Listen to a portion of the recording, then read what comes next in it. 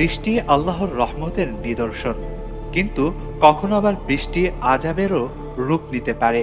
বৃষ্টির কারণে কষ্টে পড়তে পারে হাজার জীবন, নানা ধরনের অসুবিধাও তৈরি হতে পারে মানুষের জীবনযাত্রায়। হযরত আয়েশা রাদিয়াল্লাহু তাআলা আনহা বলেন, যখন আকাশ মেঘাচ্ছন্ন হতো এবং ঝড়ো বাতাস বইত, তখন রাসূলুল্লাহ সাল্লাল্লাহু আলাইহি ওয়াসাল্লামের চেহারায় চিন্তার রেখা ফুটে উঠত। এই অবস্থা দেখে তিনি এদিক সেদিক পায়চারি করতেন এবং এই দোয়া পাঠ করতেন। দোয়াটি হলো, আল্লাহুম্মা ইন্নী আসআলুকা খায়রাহা ওয়া খায়রা মা ফিহা ওয়া খায়রা মা উরসিলতা বিহি ওয়া আউযু বিকা মিন শাররিহা ওয়া শাররি মা ফিহা ওয়া শাররি মা উরসিলতা বিহি। অর্থ, হে আল্লাহ, আমি আপনার কাছে এই বৃষ্টির কল্যাণ কামনা করছি।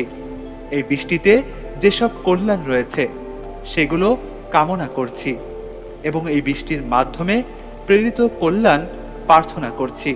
আর এই বৃষ্টি ও বৃষ্টির মাধ্যমে প্রেরিত সব রকম অকল্যাণ ও বিপদ আপদ থেকে পরিত্রাণ চাই।